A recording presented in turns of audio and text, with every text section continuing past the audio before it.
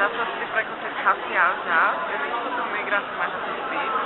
E também pela sexualidade também, muito preconceito. Eu tenho uma amiga que ela é bissexual, que ela namora uma menina que é 2 anos mais velha que ela.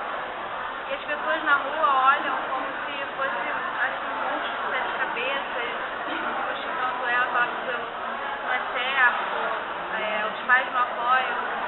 E ela tenta, assim, amenizar as coisas, conversar com as pessoas e tal, mas não adianta. Olhares maldosos na rua, de pessoas até cochichando com as outras sobre. E eu tenho uma tatuagem especial que ela lembra uma suástica.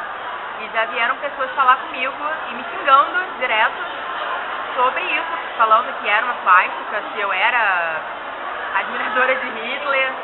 Eu tento sempre levar na boa, eu tento levar na esportiva, conversar com a pessoa, falar que não é, falar que cada um tem sua maneira, mas é bem ruim. O fato do preconceito, de ainda existir isso, já no século XXI é muito ruim. Muitas pessoas diziam assim, que menina magra, por que você não come? Tá com comida na sua casa? Esse tipo de piadinha que não me agradava de nenhuma forma, porque sempre quando eu via assim, genético, eu não tinha escolha de ser magra ou não. E por muito tempo isso foi um motivo de piada na escola e tudo mais. O preconceito, na verdade, ele parte de um pré-julgamento que o sujeito ele tem diante de um outro ou diante de um grupo, que conclui, se concretiza numa ação discriminatória, muitas vezes baseada num estereótipo. Há uma dificuldade de abertura do sujeito ao outro, né? Ele não aceita o outro com as suas características únicas e particulares.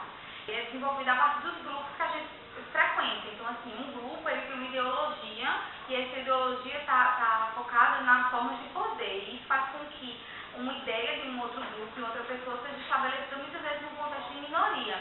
Poderia-se dizer uma doença cultural. É uma doença cultural. Eu nunca revidei, entendeu? Nunca revidei, não. Eu tipo aquilo ali e fico de boa. Não procuro fazer nada assim para diminuir essa questão do preconceito. No começo eu deixava pra lá, porque eu sempre fui muito tímido e retraído, eu nunca revidei nada, não. Eu sempre ficava só na minha mesmo, chorando. Lidava com uma brincadeira, porque era colega, eu ficava sempre me zoando. Então, na época da escola, tudo, aí era mais complicador, eu sempre nunca levei, assim, nunca me choquei por esse fato, assim. Eu sempre procurava rir também da situação, para não criar uma situação chata, né? Eu reagi de forma, assim, muito tranquila, porque apesar do preconceito ser eu acho que uma forma de agressão, até psicológica, eu acho que a gente responde ao preconceito não sendo preconceituoso. Eu acho que a gente responde ao preconceito não trazendo mais preconceito ou denegrindo a imagem de outra pessoa ou dando uma resposta à altura do que a pessoa merece. Acho que a melhor resposta que a gente pode dar nesse momento é não se importar com isso e tentar agir da maneira mais correta possível. O que a gente vê hoje é os grupos, eles têm uma autonomia muito grande, eles se colocam, eles se posicionam mesmo. Eu lembrei agora do caso do goleiro Aranha, que foi vítima de preconceito, né, se chamaram de macaco, dos torcedores. Então, ele mesmo teve a posição de ir contra isso. Então, isso também depende do sujeito que sofre o preconceito. Se ele se cala, ele está sendo conivente com aquilo. E a postura dele foi de ir lá, chamar o juiz e realmente barrar isso e mostrar aquilo. Talvez se ele não tivesse aquela postura, aquele seria uma manifestação que ficaria ali e talvez não teria desenvolvimento. Então depende também muito do sujeito, já sendo um sujeito consciente, de também se impor, de se colocar contra esses preconceitos, porque preconceito ele sempre vai existir de qualquer forma, seja preconceito de raça, de etnia, religiosa, a gente vê uma intolerância religiosa muito grande hoje, mas o sujeito ele também deve se colocar diante disso e contra essa postura. Eu penso dessa forma.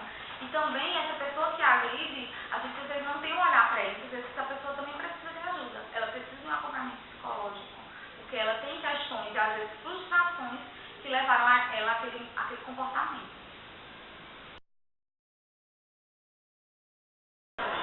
Eu acho assim que O pessoal precisa mais de, eu digo sempre isso, o pessoal precisa mais de empatia, capacidade de se passar pela outra pessoa, né?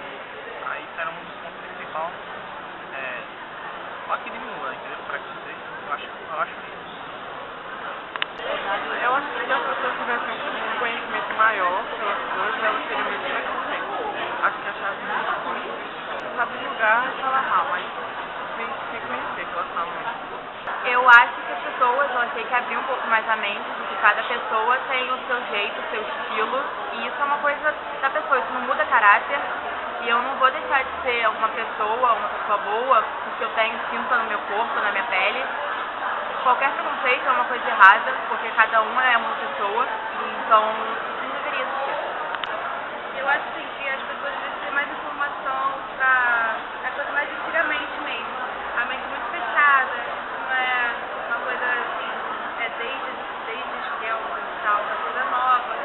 Você tem que abrir sua mente para poder ficar, sei lá, ver que isso está no seu cotidiano e que agora é uma coisa normal. Eu acho que as pessoas têm que relevar esse lado e tal.